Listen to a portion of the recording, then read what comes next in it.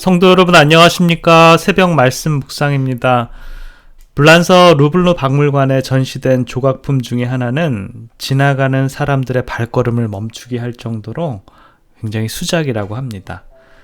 그런데 애석한 일은 누가 만들었는지 그 이름을 알 수 없다라는 것인데요.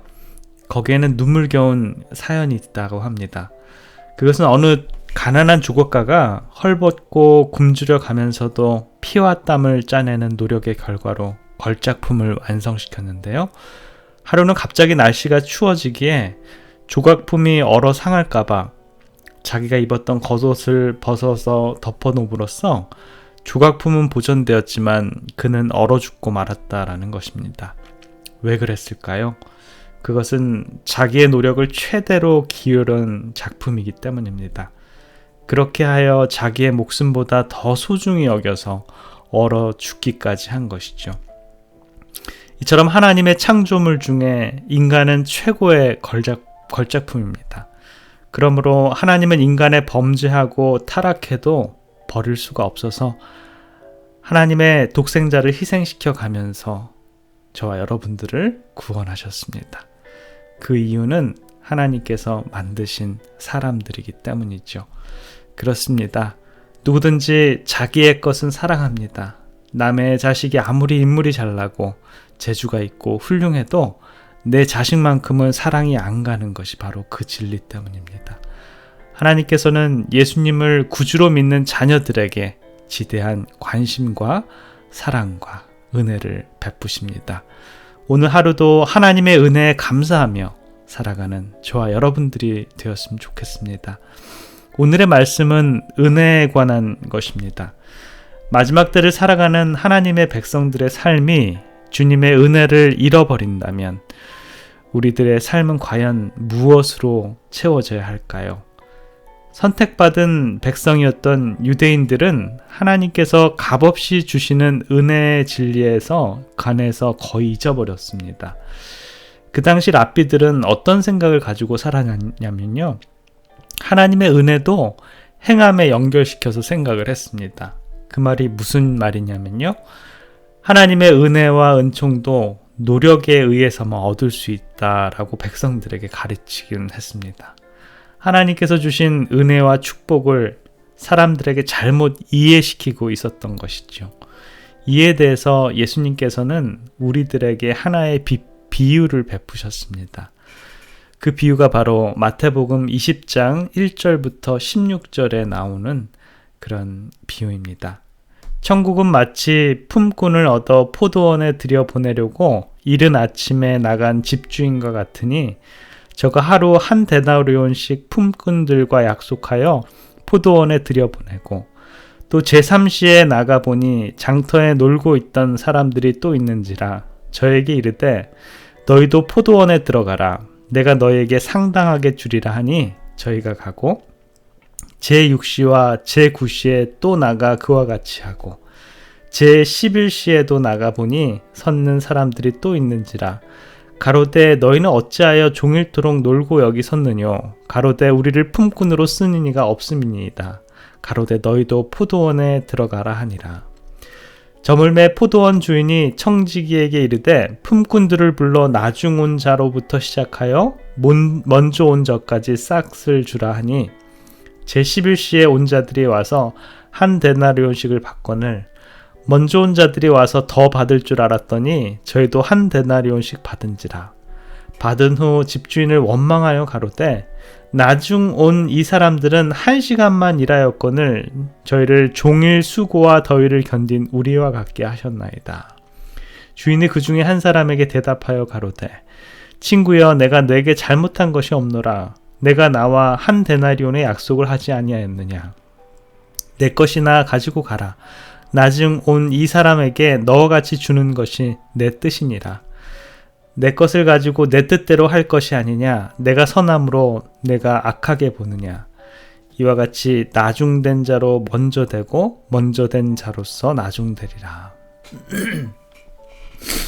이른 아침에 고용된 자들은 일정한 품삯을 정하고 일을 했습니다. 그리고 그 후로 고용된 자들은 품삯은 주인의 아량에 따른 것이죠. 집주인이 자기 포도원에서 일한 일꾼들을 취급한 방법은 하나님께서 인류를 취급하는 방법을 비유로 나타냅니다. 이러한 방법은 세상 사람들의 관습과는 좀 사뭇 다릅니다. 이 세상 사업체들에서는 그들이 일한 분량에 따라 직급과 능력에 따라 보수를 줍니다. 포도원에 온 품꾼들도 자기가 일한 만큼의 싹을 받을 줄로 기대를 했습니다. 그러나 이 비유에서는 그리스도께서는 이 세상 나라가 아닌 당신의 나라의 원칙을 설명하고 있는 것입니다. 예수님께서 가치 있게 보시는 것은 우리가 한 일의 양이나 눈에 보이는 결과가 아니라 그 일을 한 정신이다라는 것이죠. 비록 11시에 포도원에 들어온 자들은 저희가 일할 기회를 얻게 된 것에 대해서 저희 마음은 그들의 일꾼으로 불러주신 주인에 대한 감사로 가득 찼습니다. 그리고 저녁이 되어 집주인이 그들에게 하루의 품삯을 지불해 주는 것을 보고 그들은 매우 놀라게 되었는데요. 그들은 한 데나리온의 품삯을 받을 만큼의 일을 하지 못한 것을 알고 있습니다. 포도원의 주인의 모습에 나타나 있는 친절함이 그들을 매우 기쁘게 해줬는데요. 그들은 집주인의 인자함과 저희가 받은 후한 보수를 결코 잊을 수 없었지요. 그런데요, 일찍부터 와서 일하고 있던 포도원의 일꾼들은 한 데나리온씩을 받았을 때 아침부터 일한 사람들이 불평을 합니다. 우리는 12시간을 일을 했는데 저녁 서늘한 때 단 1시간만 일한 사람들과 같은 품삯 받는 것이 합당하지 않다라고 그들은 생각했습니다. 그래야 그들은 나중 온 이 사람들은 1시간만 일하였거늘 저희를 하루 종일 수고와 더위를 건딘 우리와 같게 하였나이다 라고 이렇게 말을 합니다. 집주인은 그 중에 한 사람에게 이렇게 말을 하죠. 친구여, 내가 너에게 잘못한 것이 없노라. 내가 나와 한 데나리온의 약속을 하지 아니하였나 라고요. 실물교훈은 우리들에게 이렇게 권면을 합니다. 이 비유는 그들의 봉사기간이 아무리 길고 수고가 아무리 많다 할지라도 저희 동포에 대한 사랑과 하나님께 대한 겸비함이 없을 것 같으면 그 모든 것이 아무것도 아니라는 사실을 모든 품꾼들에게 경고를 하는 것입니다. 그분은 우리가 얼마나 그리스도인의 정신을 품고 있으며 우리의 일이 얼마나 그리스도의 모습을 나타내는지를 주목하십니다. 그분은 우리가 성취한 일의 분량보다도 우리가 일하는 동안 가졌던 사랑과 성실성을 더욱 귀히 보십니다. 이기심이 죽을 때, 으뜸이 되려는 분쟁심이 사라질 때, 감사의 정신이 마음에 가득 차고 사랑이 생애를 향기롭게 할 때 그리스도께서는 우리 안에 거하시게 되고 우리는 하나님과 함께 일하는 자로 인정을 받게 된다라는 것입니다. 오늘을 살아가는 우리들의 삶도 남들과 비교함 없이 거저받은 우리 하나님의 은혜를 생각하시고 감사하시는 우리들의 삶이 되기를 기원합니다. 기도하겠습니다.